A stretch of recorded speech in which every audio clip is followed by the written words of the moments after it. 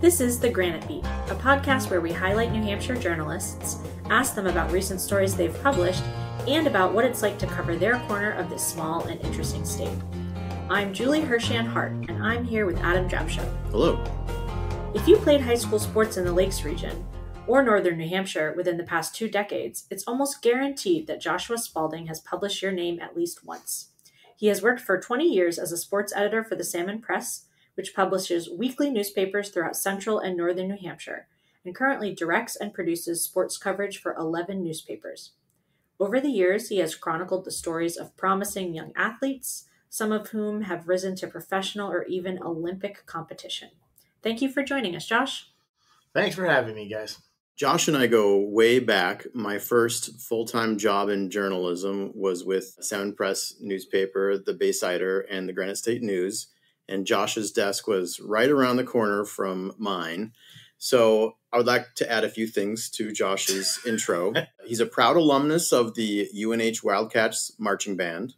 He keeps his trumpet handy for playing in community bands. He's a mega fan of the reality TV franchise Survivor and was one of the first people I knew to recognize the genius of Taylor Swift, well before she became recognized as a once-in-a-generation force in the recording industry. But there are some things that even I don't know. So, Josh, could you please tell us how you became interested in journalism and how you got your start in the business? I was an English major in college, and the reason I was an English major was because there were no tests in the English department. I hate tests. I don't test well, never have, probably never will. I knew English, there was no test, it was writing, and so there was also no classes on Fridays. In the English department, UNH at the time. So there was a lot of good reasons for that. I worked all day on Friday, so I didn't have to worry about going to class. So that was kind of my unorthodox way to get into English. And getting into the newspaper was probably even more unorthodox. I worked at the nursing home in Ossipee, Carroll County Nursing Home. And I worked with a woman who was roommates with Terry Levitt, who is now with the Laconia Daily Sun, and at the time was the Carroll County Independent editor. And she was looking for a sports writer to stringer to work part-time. And so I started doing it that part-time. And then when the guy who was the sports editor left, I stepped into his spot. Were you interested in journalism in general, or was it sports journalism particularly that interested you? I don't think necessarily I was like, quote unquote, interested in either of them, like jumping out at me. I was an English major, but when the opportunity to write sports came pretty out of nowhere. And I think that because I know sports and I know most sports, I still don't understand field hockey, most sports. And I kind of found that easier to jump into than I probably would have if I had been covering selectmen's meetings or school board meetings or things like that I wasn't as familiar with. I knew baseball, I knew softball, I knew those sports. So I was able to kind of jump into that a little bit easier, I think, than if I just covered the regular journalism areas. So how do you feel as being known as a sports guy now? Oh, it's 1,000 times better. Because sports people report on people's accomplishments, or oftentimes news journalists will report on things that go bad for people. Sports journalists are almost always talking about people's good accomplishments, the good things that they're doing. And to me, it's 1,000 times better. As Julie mentioned in the intro, you've watched several promising locals develop into world-class athletes. I wonder if there's anything that you've noticed that they have in common. Are there any characteristics that a young athlete might display to mark them as someone to watch for in the future? I don't know if there's a single characteristic. I think unbelievable talent is helpful. Yeah. And I think if you have that, you can pretty much go as far as you want to take yourself. Probably one of the big things is drive. The willingness to put whatever work in needs to be put in to do it. I think that's probably the most defining characteristic of people that I've seen move from high school to college and beyond. And I think that if you're willing to put in the time and the effort, that if you have that drive, that's going to help you a great deal. And then your talent will obviously take you the rest of the way. Are there any particular athletes that you'd like to hold up as exemplars of that kind of drive? Well, I think that, 3 of the people that I've seen that have made it the furthest are Jeff Locke, who pitched in the major leagues for a number of years, was an all-star. And, certainly he pitched at Kennett High School in North Conway. And, I remember watching Jeff pitch and thinking he was, he's a deal. He can throw.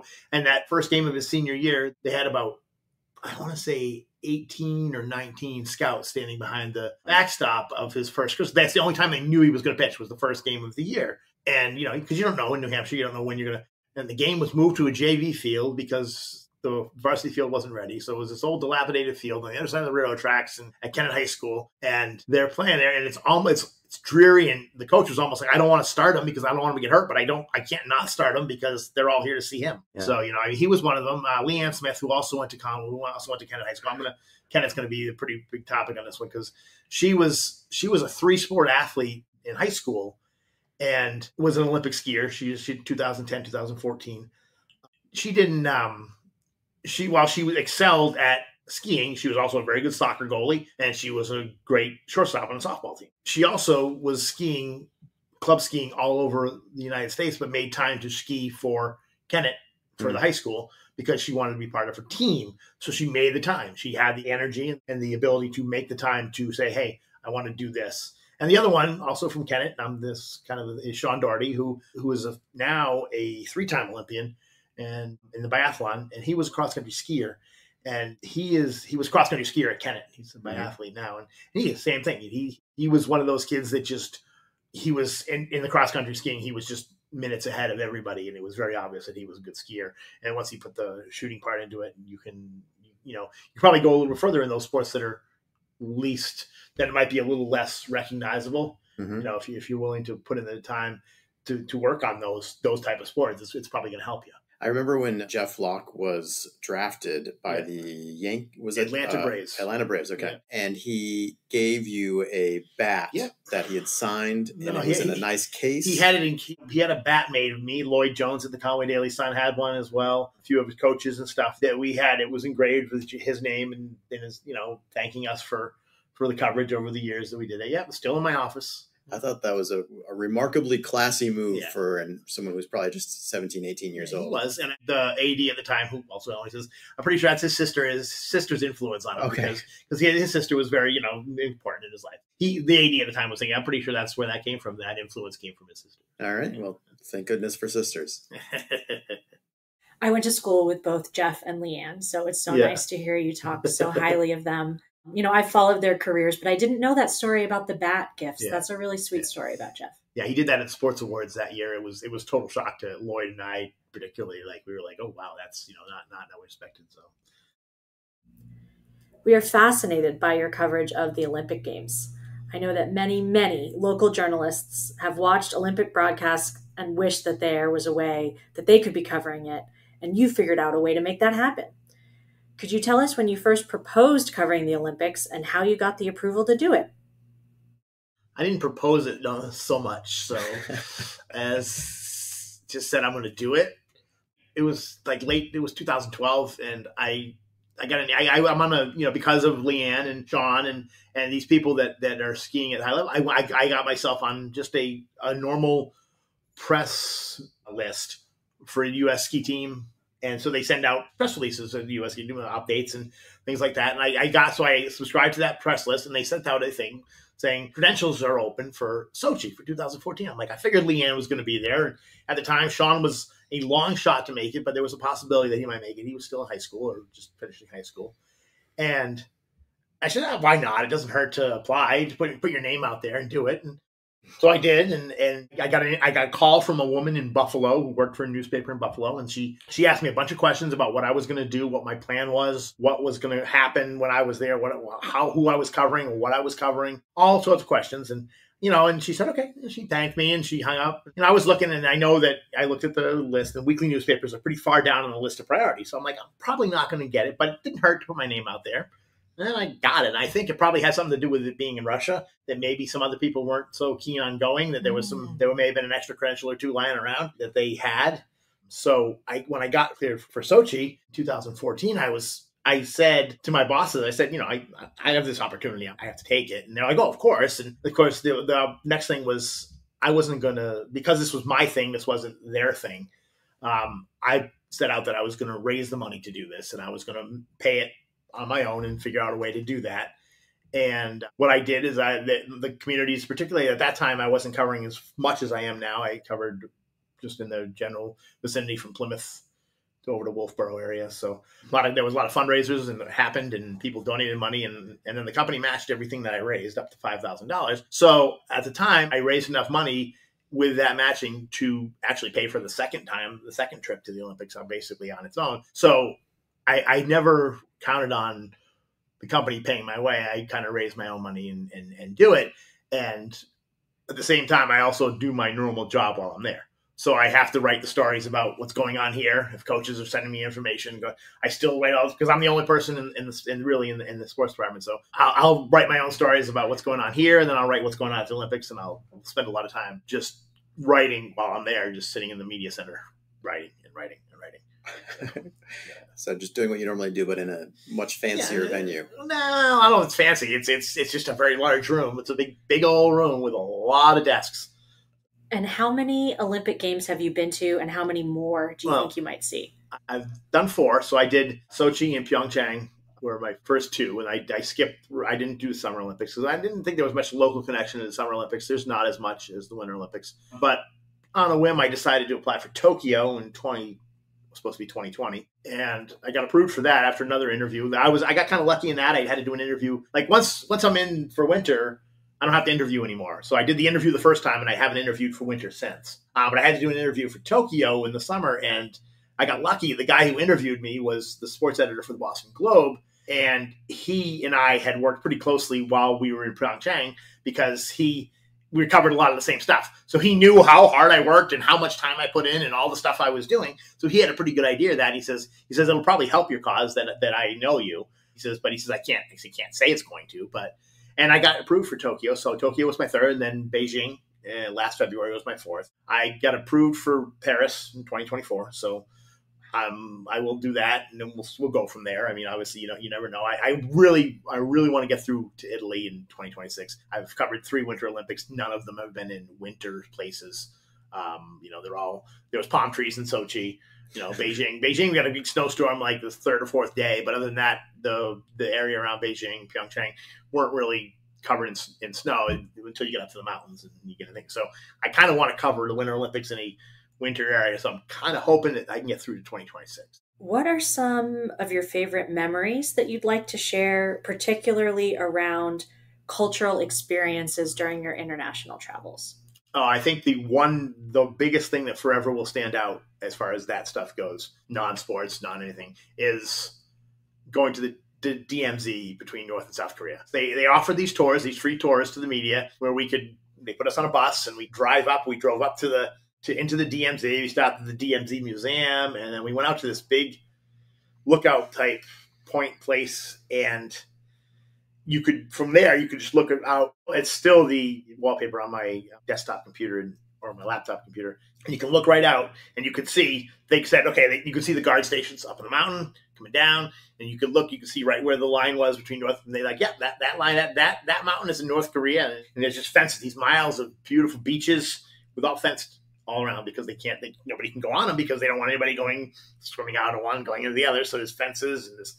Yeah, that was an insane experience thinking about where I was. I'm like, well, yeah, that's something else. And there was a big program going on at the pavilion where there was some woman playing the cello with bare feet. And I always remember she had bare feet and it was not warm. And she was playing the cello, and there was some guy, he drew United Korea on a piece of plastic and pushed his way through it with shaving cream. It was very weird, but that was just the being there where you were that was probably the biggest cultural thing I've had. The other thing that I remember distinctly was when I was going to Russia, and this was my first Olympics, and I had a fear that I was going to get to Moscow, because in Moscow you're flying in internationally from Paris. I had flown to Paris, and I was flying, so you had to go from the international terminal to the domestic terminal because I was so convinced that I was going to get lost in the Moscow terminal. I was going to be like Tom Hanks in the movie The Terminal. I wasn't going to be able to leave because I was not going to be able to figure out how to get from one terminal to another and get on a plane because I figured everything's going to be written in Russian and I'm not going to be able to read this. And we got off the plane and walked down around the gangplank, and we're heading out into the terminal. And there's these 2 young women standing there with big Sochi signs on them. And so anybody who was going to Sochi, they had sent these volunteers to meet all the planes, and they walked us through they got us through our luggage, They walked us all the way around to the terminals. They asked us, okay, where's your flight? What's your flight number? Where are you going? They took us to the right flight, the right gates. It was incredible. And I was totally so scared when I was getting off that plane in Moscow that I was going to get lost and I was not going to be able to get out of Moscow airport. And now I know when I to Korea, it was the same thing. I knew when I got there. I figured there was going to be people and there was a desk right there. I said, hey, here's how you get to there. Here's how you get to here. And it was just it was reassuring. And once that first time that happened, it was like, all right, I feel like that I know that next time. And when I left, it was the same thing. You flew from Sochi to Moscow. You got to Moscow. There was people there to tell you how to get to your next plane. So that was a massive fear. I was so petrified that I was going to be stuck in the Moscow airport, U.S. citizen, unable to get out of Russia. It's a familiar story, I guess.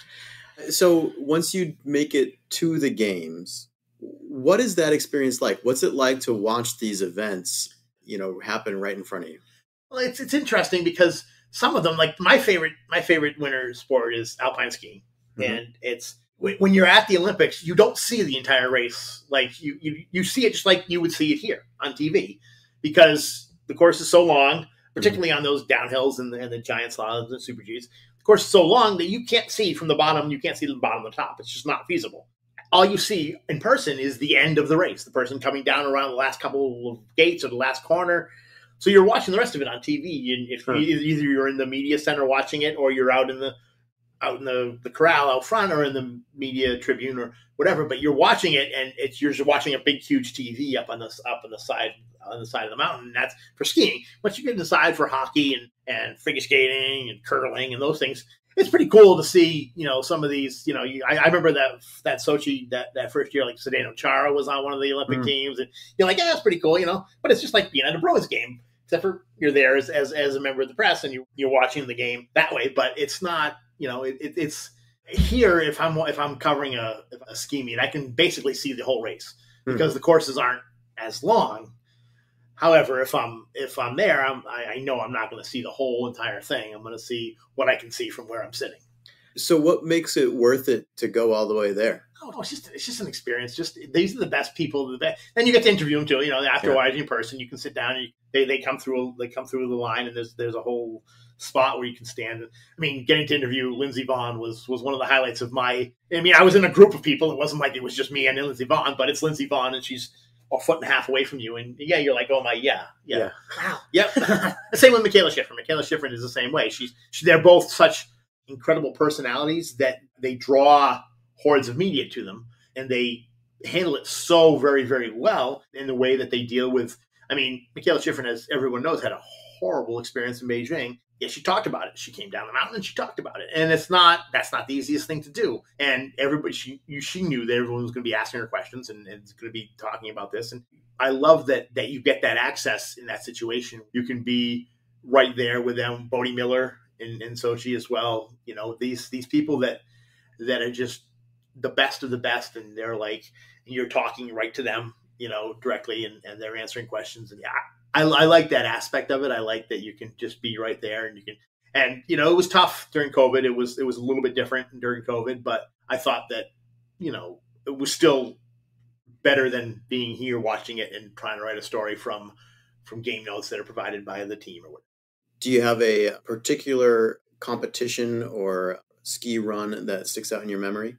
One that sticks out to me, I think, is not so much a winner, but it's the girl from Holderness, Julia Ford.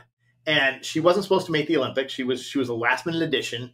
And she raced and she did fine. She finished. But I have never seen someone smiling so much after finishing way down in the list. She was just so excited to be there, so happy to have the chance to ski at the Olympics and do something that, she's been aiming for that her whole life, to get there, to be able to do it. She wasn't expected to be there and she wasn't expected to win. She didn't win. That was something that was like, wow, it's pretty fun to see somebody having this much of a good time doing that. And the other one was the Esther Ledecky, who is a snowboarder by trade, who won, I can't remember whether it was the Super G or the downhill in Pyeongchang, but she won an alpine ski race coming out of nowhere. She competes in both skiing and snowboarding. She was not expected to win this alpine race and she won it. And it was just like, where did that come from? Well, wow, those type of things you don't get to see very often. So it's kind of neat that it's like, wow, that's pretty cool. I was there when that happened. That's pretty neat. I wonder what seeing the Olympics in person or seeing so many Olympics in person, does that give you any insight about sports athletics in general? I don't know. I mean, I think that you see what it takes to get there. You see the mentality of somebody. At the same time, the U.S. is obviously produces some of the best in the world and in different sports. And there's other countries that have athletes there that are just there, and they're there representing their country. They're not going to win a medal. They're not gonna even come close to winning a medal. They want to finish. They want to be, the Jamaican bobsled team always comes to mind. But people that ski there's skiers from African countries that no one expects that to see that, and they're there. They're not going to win, but they're there, and it's an Olympic experience. It's an experience that they can say for the rest of their lives, I was an Olympian. And I think that's something that just you can't put a price on, I guess, because they can walk away from that saying, I was here, I did this, I don't have a gold medal, I don't have a silver medal, but guess what? I was here. My name's on that list of people who were racing in Korea or China or Russia or whatever. And I always like those kind of stories. I always like those kind of things anyways. People that the unexpected, the things that come out of nowhere. I always appreciate that in all levels of sports. So I like to see those type of athletes in action. Does it change the way that you do your job when the games are over and you come back to New Hampshire? I don't think so. I think that I try to keep everything the same as much as I can, because I'm not really doing much different at the Olympics than I do here. I'm covering sports, and I'm covering games that just the Olympics, they're at a higher level. They're more competitive. It's just like if I was to go to a Red Sox game and cover a Red Sox game, the same thing. I'm covering sports. So, I mean, I like to think that the kids at the high school level here are getting the same coverage that I'm giving these elite athletes when I'm there. So my hope is that it doesn't change too much, that it's the same in both areas. But obviously, a lot of times I don't like to put high school kids on the spot and interview them after a game, because I know sometimes they're not as comfortable with that. When there's these professional athletes, I have no problem saying, talking to them, because this is their job and this is what they get paid for, or what they know how to do. It sounds like you've got a really interesting, I guess it's not that interesting, but maybe I should say healthy attitude towards athletics and athletic competition. We hear you talk about those, the skier that is lucky just to make it to the games rather than feeling like a failure if they don't win a medal. Do you feel that you had that same appreciation before you went to the Olympics? I don't know. I don't know. I've always tried to, even teams that don't do so well, I always try to cover the teams the same way. I try to, these teams that win 1 or 2 games a year, you try to they may not get as much coverage, but you try to cover them the same way. You try to find the good things in what they're doing. And I always try to do that. I always look for, after losses or tough matches, I always kind of look when I talk to a coach, I always kind of look for something positive to highlight, because that's what you kind of want to do. You're not there to tear the kids down. You're not there to complain about their mistakes. You're there to try to give them a little notoriety for something they're trying to do and something they're doing. And I think that when you're at the Olympics, it's the same thing. You're trying to give these people, they get the notoriety, but people like I mentioned, Julia Ford, or even Leanne Smith, who was a 2-time Olympian. She never won any medals, but in normal sites, she may not get the coverage that I would get, because she's local. Mm-hmm. So, you're looking at these people, and you're not looking to take their mistakes and highlight them. You're looking to find the positives in what they do. And I think that's always kind of been something I try to do when I'm doing my sports here as well. So I don't like to harp on the negative, and I try to stay away from it as much as I possibly can. Anything you're looking forward to, particularly in Paris? I've been to Paris before, and I only had a day and a half in Paris, which, if anyone who's been to Paris knows, that's not enough time in Paris. The opening ceremony sounds like it's going to be insane. They're going to have the opening ceremony on the river down the middle. They're going to float boats down the river, the middle of the city, with all the athletes on. Instead of the traditional athlete parade into the arena, they're doing it on the river, which is I can't imagine it's a security nightmare. I can't imagine how in the world they're going to make sure this is safe for everybody. But I'm really intrigued to see it. I had never seen an opening ceremony before Beijing this past February. I'd never been to an opening ceremony before that, and I loved the opening ceremony. It was fantastic. It was long, but it was fantastic. It was just mesmerizing to watch. So I'm really intrigued to see how they're going to do this, how they're going to pull this off, how they're going to make this work with the thousands of athletes and all of the fans that they're going to allow. I mean, they're basically allowing anybody who wants to come. So, I mean, it's just, I'm intrigued as to how they're going to do this and how it's going to be pulled off. But I imagine it's going to look pretty awesome. All right. Well, I think that brings us to our last couple of questions. And my last question for all of our guests is, what's something that you're working on that you'd like to preview?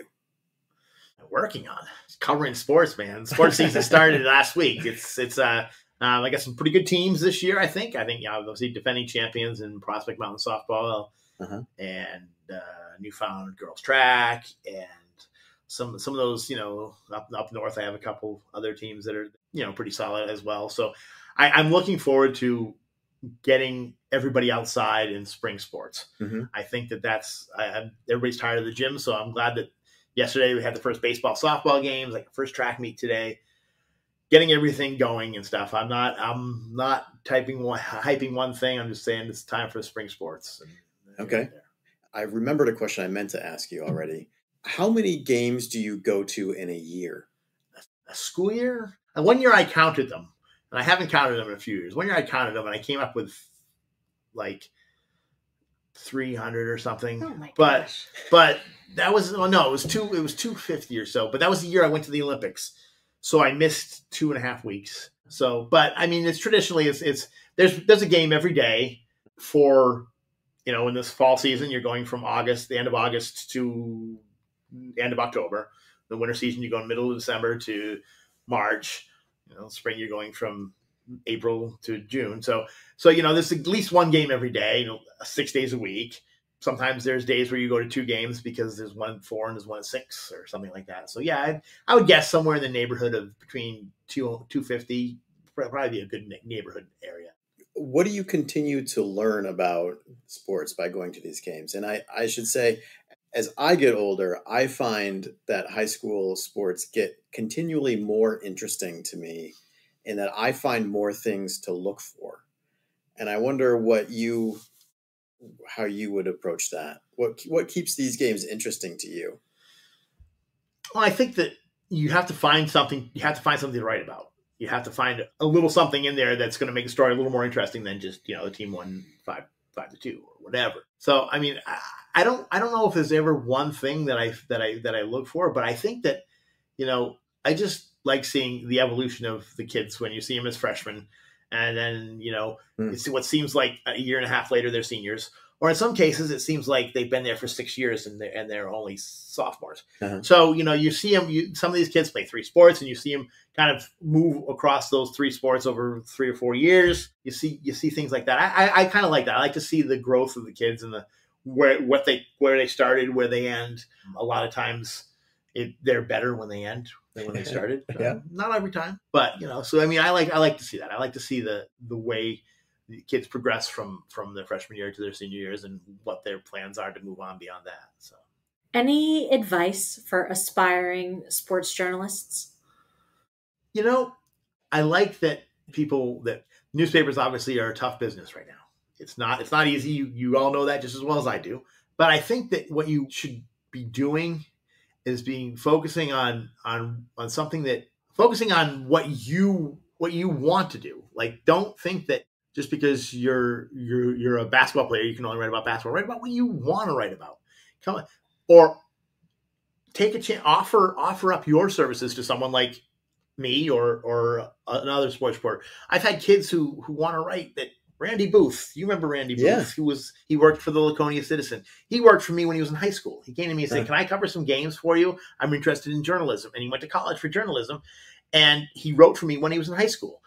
There's always that opportunity. Those places are there. Look for chances to write and get it out there. Because the more you write and get it out there, the more people are going to see it, and the more you can submit to colleges when you want to go to college. If you want to be a journalist, you can submit your work and say, "Here, this was published here. This was published here."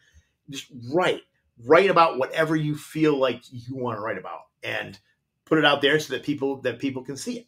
And if you decide you want to go to college and you want to pursue it, you have that writing out there that people can see. That's good advice for any kind of journalism. Yeah, for sure. Anything more you want to say?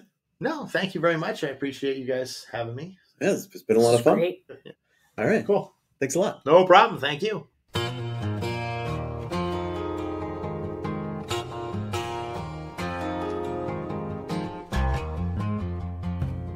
The Granite Beat is a project of the Granite State News Collaborative in partnership with the Laconia Daily Sun.